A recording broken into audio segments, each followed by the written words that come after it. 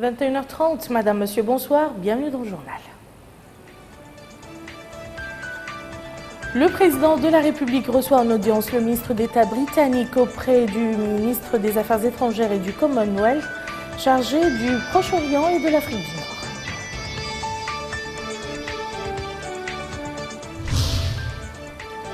Le président de la République clôture sa tournée au Trarza par le coup d'envoi d'un projet d'électrification de plusieurs villes de la wilaya.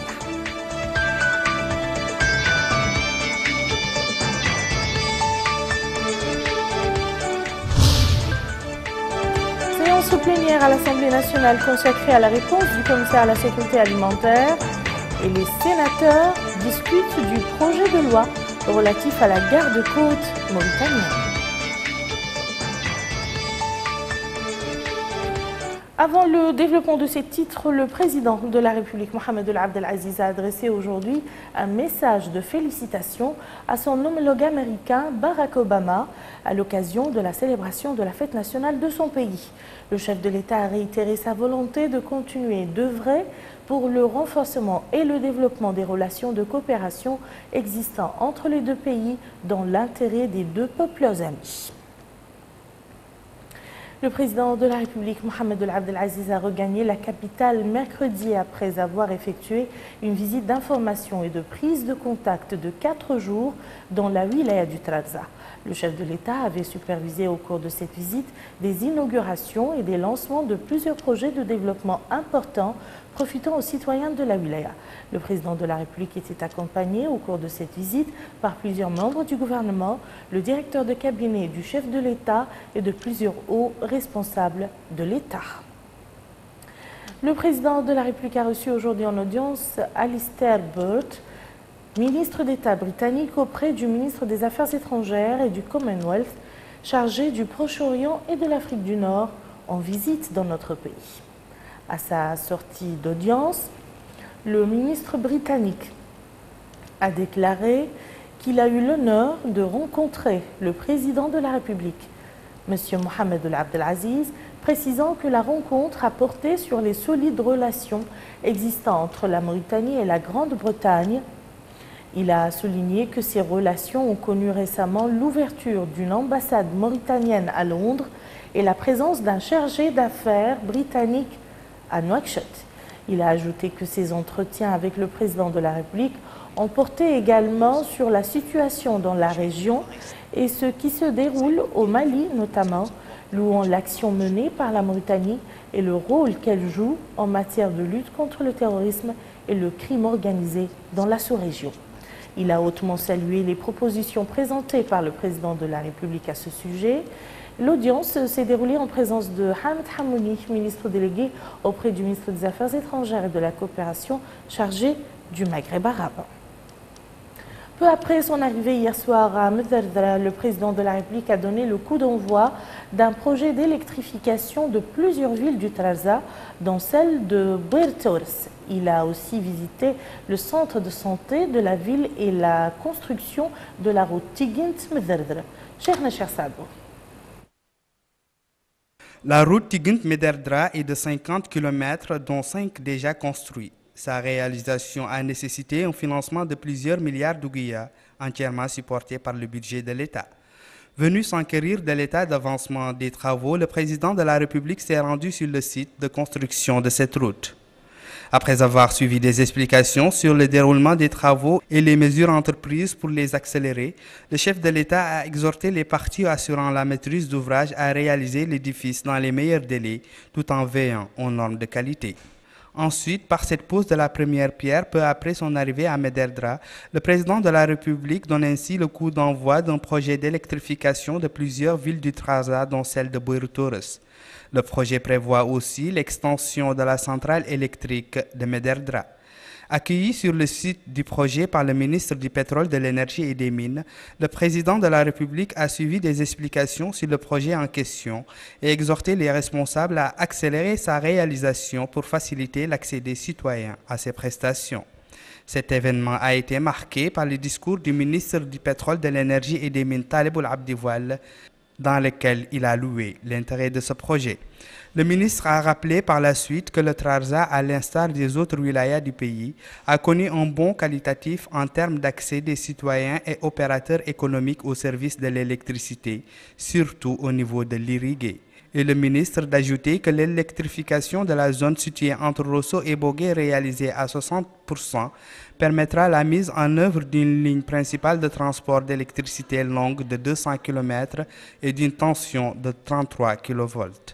Aussi, 100 km de lignes à haute tension et 145 km de lignes à basse pour la desserte des localités avoisinantes et un centre de transformation d'une capacité de 15 sur 33 kV à Bogué sont également prévus dans le cadre de ce projet. Au sujet du coût du projet, le ministre a souligné que les travaux dont le parachèvement est prévu en 2014 ont nécessité un financement conjoint de la Mauritanie et du Royaume d'Espagne de l'ordre de 5,6 milliards d'ouguiyas. Avec le parachèvement du projet, les besoins du Trarza en énergie électrique seront entièrement satisfaits, a-t-il souligné. Auparavant, le directeur de l'Agence de promotion d'accès universel aux services, M. Sidi Oulmayouf, a précisé que le projet profitera à 16 000 habitants au niveau des localités de Bouir Tourès, d'El Manara, de Bajleiliye, d'El Menba, de Dar El Beira, de Baraina, de l'Mtayin, de l'Gouessi, de Nkermedi et de Biret. Le projet est cofinancé par l'État mauritanien et l'Union européenne à hauteur de 580 millions d'ouguiyas. Il a ajouté que le projet prévoit la réalisation de 3 réseaux de 91 km, dont 50 à moyenne tension, et le reste à tension basse, ainsi que 95 km de foyers d'éclairage public, permettant 530 branchements gratuits. Quant au maire de Méderdra, il a souhaité, au nom des populations, la bienvenue au chef de l'État, passant en revue les réalisations du gouvernement. Le président de la République a aussi visité le centre de santé de Méderdra. Sur place, il a constaté les services qu'il offre aux citoyens. Le président de la République est arrivé hier en fin d'après-midi dans la Moukata'a de Méderdra, dernière étape de sa visite d'information dans la wilaya du Trarza. Le chef de l'État était l'objet d'un accueil officiel et populaire à l'entrée de la ville. De nombreux citoyens s'étaient massés à l'entrée de la Moukata'a de Tigint et le long du trajet, la reliant à Méderdra, réservant un accueil de qualité au président de la République et louant la visite qu'il a effectuée dans la wilaya.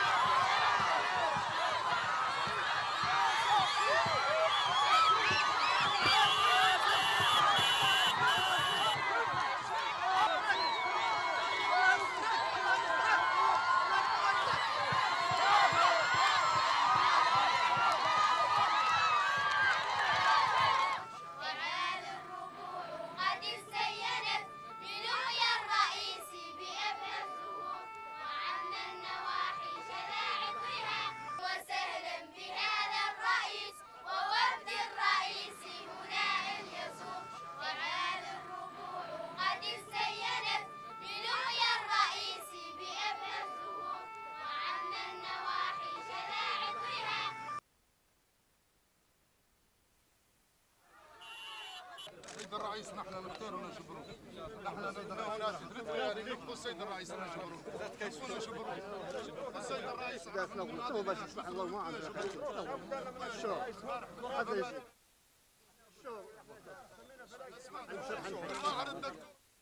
دكتور الحاج شوي. السيد الرئيس والله ما عنده خير. الحاج محمد سالم.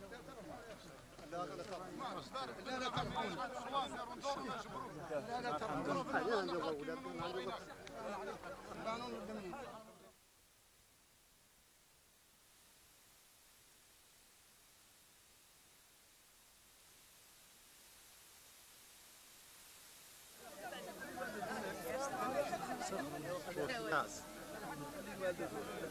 عنده ضوء دحين عزك الله بنصره المناصرين الكبار عرفنا ما نحن ما رش بدوره فوسي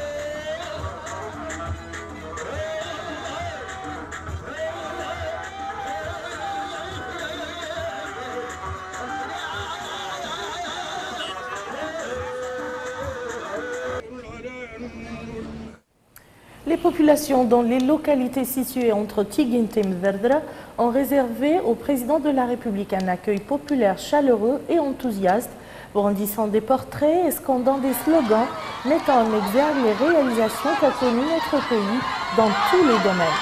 Nous vous laissons avec quelques temps forts de cet accueil.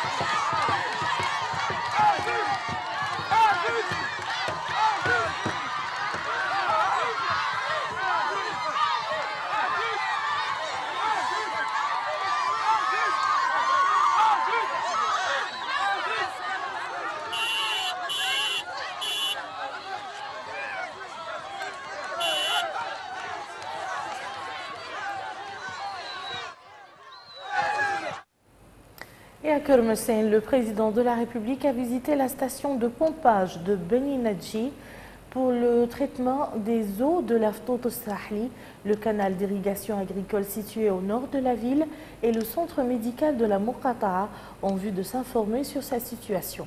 Mohamed Limeinou El-Bakkar. La troisième étape de la visite du président de la République, Mohamed Ould Abdelaziz, dans la wilaya du Trarza, était aujourd'hui Kermessène, qui abrite les stations de Beni Nadji pour le pré-traitement et de pompage des eaux du fleuve Sénégal, d'une capacité respective de 170 000 m3 jour et de 155 m3 jour. Sur place, le président de la République a reçu de la part du staff technique de la Société nationale de l'eau des explications détaillées sur le processus de traitement des eaux et les produits qui sont utilisés pour leur stérilisation avant leur acheminement vers la station de traitement final située au PK17 de Nouakchott. Autre centre d'intérêt visité par le président de la République à Kermessène, le canal d'irrigation agricole situé au nord de la ville. Ce canal, long de 6 km, permettra l'irrigation de 3700 hectares, ce qui va contribuer à l'accroissement des superficies agricoles dans la zone et l'augmentation de la production céréalière. Le président de la République a écouté des explications présentées par le ministre du Développement rural sur ce projet et les perspectives qu'il ouvre pour la réalisation de l'autosuffisance alimentaire. Le président de la République a clôturé cette visite par le centre de santé du chef-lieu de la Muqata'a qui assure les premiers soins dans les domaines de la médecine générale, de la maternité. La structure dispose aussi d'un laboratoire pour les examens biologiques, d'une pharmacie et d'une salle d'hospitalisation. Le président de la République a donné des instructions pour renforcer les capacités de cette infrastructure sanitaire et améliorer les prestations qu'elle dispense aux populations de la Muqata'a. Le président de la République était arrivé donc hier à Kermessène où il a été accueilli par le hakem de la Muqata'a, Sayyidna Ould Zain El-Abidine, entouré de certains de ses collaborateurs. Les populations de Kermessène ont réservé un accueil chaleureux et enthousiaste au chef de l'État, brandissant des pancartes et banderoles, faisant état des réalisations accomplies sous son égide dans les domaines politiques, économiques et sociaux.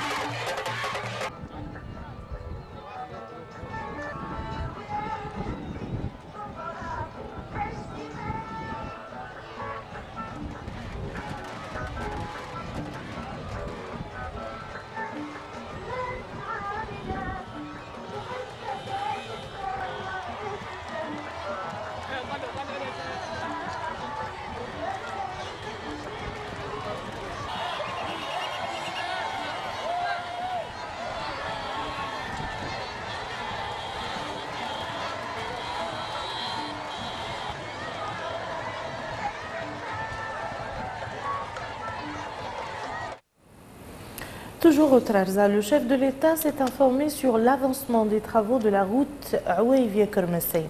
Rappelons que la réalisation de cette route longue de 30 km a nécessité la mobilisation de plus de 3 milliards d'ouguiyas prélevés sur le budget de l'État. Le président de la République a écouté des explications détaillées sur les travaux, les moyens utilisés et les règles suivies pour la réalisation de cette infrastructure routière. Le chef de l'État a donné des instructions aux responsables du projet pour accélérer les travaux dans le but de désenclaver le plus rapidement possible les villages et les communes relevant de la Muqata'a, de contribuer au développement de la wilaya du Trarza et d'améliorer les conditions de vie des populations. Le Premier ministre, Dr Moulay Mohamed Laqrava, a reçu ce matin Alistair Burt, ministre d'État britannique, auprès du ministère des Affaires étrangères et du Commonwealth, chargé du Proche-Orient et de l'Afrique du Nord. L'audience du responsable britannique en visite de 2 jours en Mauritanie s'est déroulée en présence de Hamid Hamouni, ministre délégué auprès du ministre des Affaires étrangères et de la coopération chargé du Maghreb arabe, et de Ali Ould Issa, directeur de cabinet du Premier ministre. L'Assemblée nationale a tenu une session consacrée à une question posée par le député Yaqoub Boulmagaïr, adressée au commissaire à la sécurité alimentaire. La question est relative aux différentes conventions signées par le commissariat dans le cadre du programme ML 2012. Cette session de l'Assemblée nationale a été consacrée à une question orale que le député Yaqoub Boulmagaïr a adressée au commissaire de la sécurité alimentaire. La question est relative aux différentes safaqas, conventions signées par le commissariat dans le cadre du programme ML 2012, où le commissariat a pu s'entendre avec certains commerçants dans le cadre de ce programme.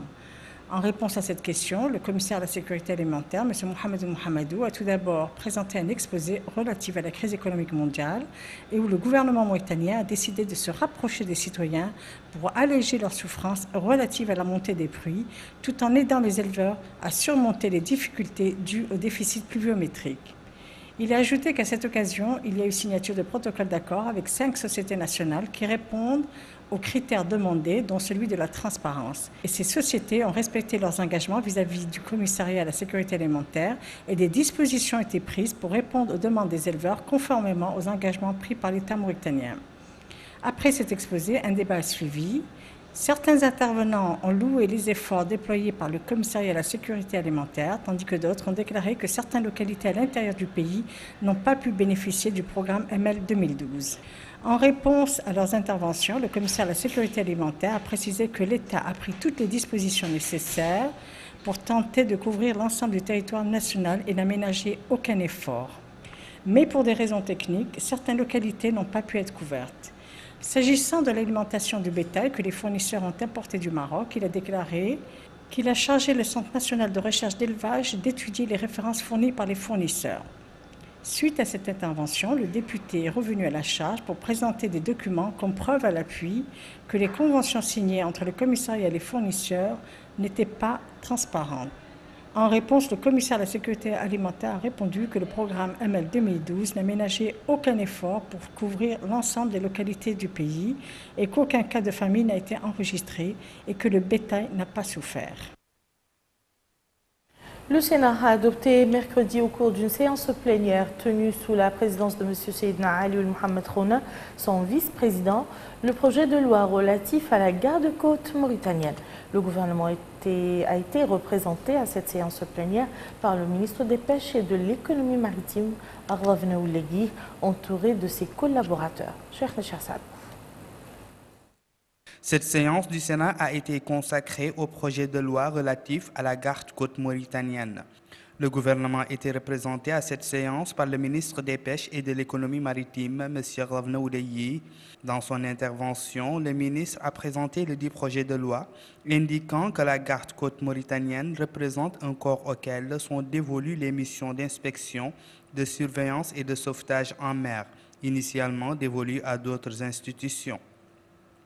Il a ajouté que la création de la garde-côte mauritanienne répond aux exigences relatives aux missions civiles et sécuritaires en mer, indiquant que ce corps aura à utiliser des navires, des avions et des stations radars dans la surveillance maritime, ce qui exige, a-t-il dit, un personnel hautement qualifié, d'où la nécessité de mettre en place une réglementation adaptée à la nature des missions assignées à ce corps, a-t-il noté.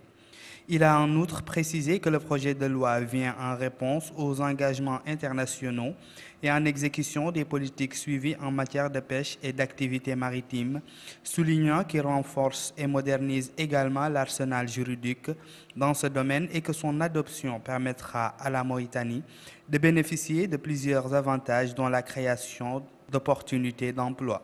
Les interventions des sénateurs ont été axées sur la mission dévolue au nouveau corps, évoquant par ailleurs le sort réservé à la délégation régionale de la surveillance au centre de sauvetage maritime, notamment en ce qui concerne le personnel de ces deux établissements.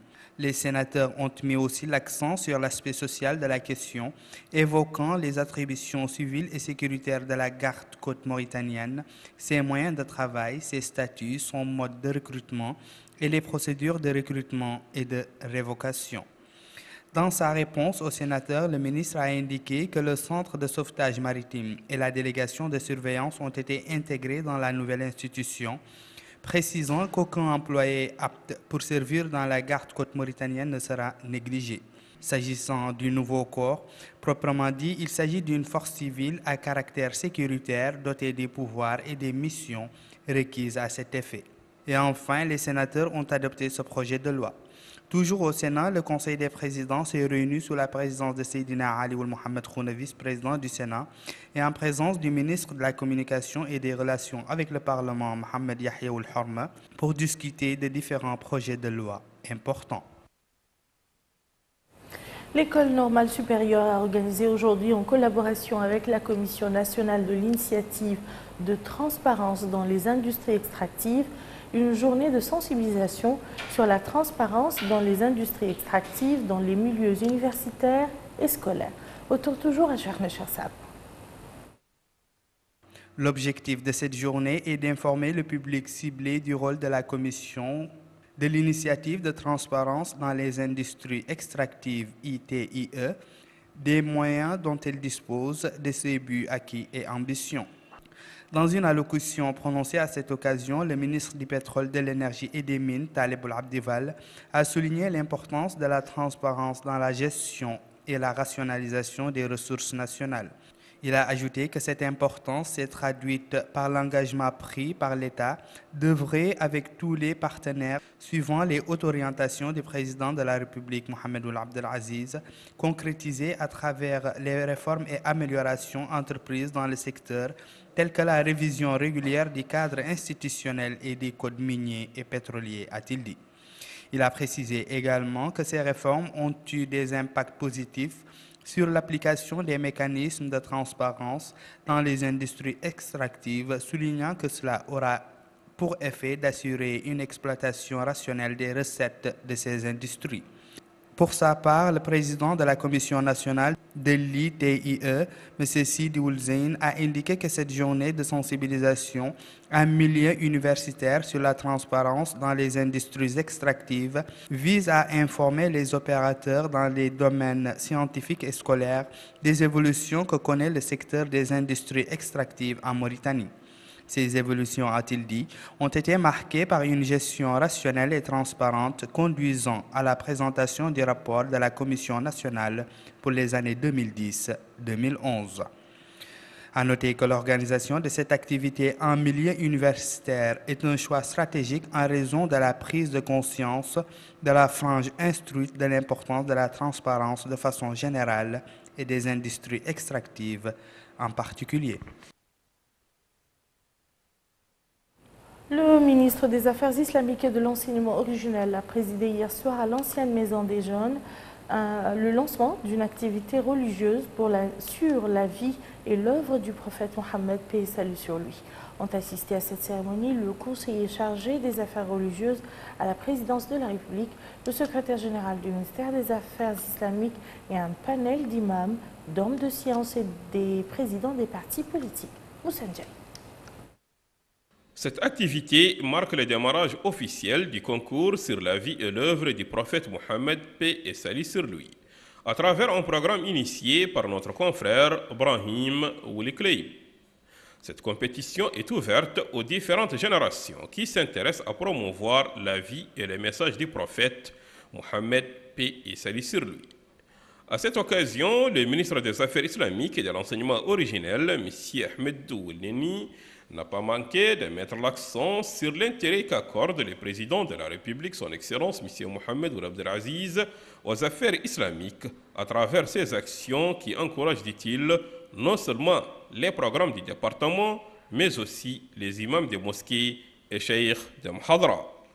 Quant au président de l'Union nationale des imams de Mauritanie, Mohamed Lemine Ould Mahoud, a salué cette initiative qui ne fait qu'encourager, a-t-il ajouté, les Mauritaniens afin qu'ils puissent jouer pleinement leur rôle dans différentes activités religieuses du pays.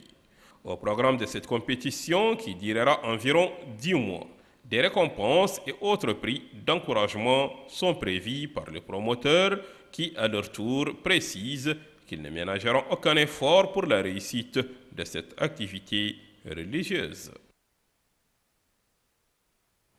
Le ministre des Pêches et de l'Économie maritime a présidé ce matin l'exercice du plan d'urgence national de lutte contre la pollution marine par les hydrocarbures.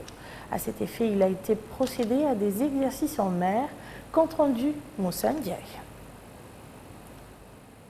Cet exercice où participent les différentes structures concernées par la pollution marine en Mauritanie est l'aboutissement d'une semaine de formation et de sensibilisation pour la mise en place d'une action commune. L'idée de cet atelier, c'était bien de former les gens aux différentes stratégies de lutte, former les gens sur leurs capacités nationales, en termes humains, comme matériels, comme organisationnels. Donc on a pendant 2 jours travaillé à cela. Hier, on a mis en place un exercice papier qui visait à mettre en place les schémas d'alerte, de notification, de réflexe et de réflexion stratégique. Aujourd'hui, on est donc dans la mise en œuvre des moyens de lutte, aussi bien de confinement que de récupération, de dispersion, mais qu'on voit ici en termes de démonstration, parce que ça ne se ferait pas dans un port, selon tous les principes de la lutte. L'atelier sur l'exercice du plan d'urgence national, connu sous le nom du plan Palmar, a pu mettre l'accent sur l'importance de prendre en considération la protection de l'environnement. Et l'idée, c'est vraiment de faire travailler en synergie tous les acteurs, aussi bien publics que privés, toutes les administrations ensemble, pour mettre en œuvre ce qui existe déjà, le plan Polmar, et d'identifier quelques améliorations qu'on pourrait y porter pour que la Mauritanie sache encore mieux répondre à un accident type pollution accidentelle. Cet exercice que les structures concernées par la pollution marine en Mauritanie ont initié va sans nul doute permettre aux uns et aux autres de réaliser des progrès significatifs dans l'amélioration des capacités de différents acteurs. Activité des partis politiques à présent. La commission des jeunes du Parti de l'Union pour la République a organisé hier soir à la nouvelle Maison des Jeunes un meeting populaire qui met fin à la vaste campagne de sensibilisation menée pendant des semaines à Nouakchott. C'était l'occasion pour les intervenants de magnifier les résultats de cette campagne de sensibilisation. Les jeunes ont appelé à soutenir le programme du parti qui a permis la réalisation d'importantes infrastructures de base dans le pays.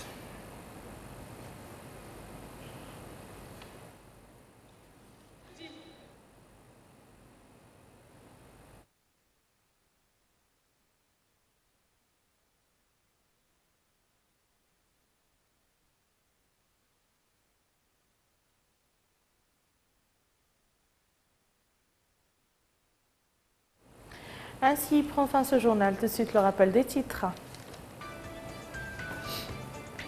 Le président de la République reçoit en audience le ministre d'État britannique auprès du ministre des Affaires étrangères et du Commonwealth chargé du Proche-Orient et de l'Afrique du Nord.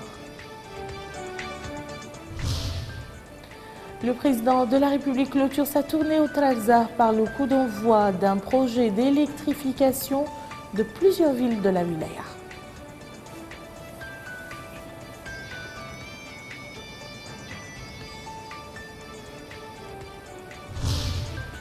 Séance plénière à l'Assemblée nationale consacrée à la réponse du commissaire à la sécurité alimentaire et les sénateurs discutent du projet de loi relatif à la garde-côte mauritanienne. Merci, madame, monsieur, de nous avoir suivis. À demain, bihaoulillah.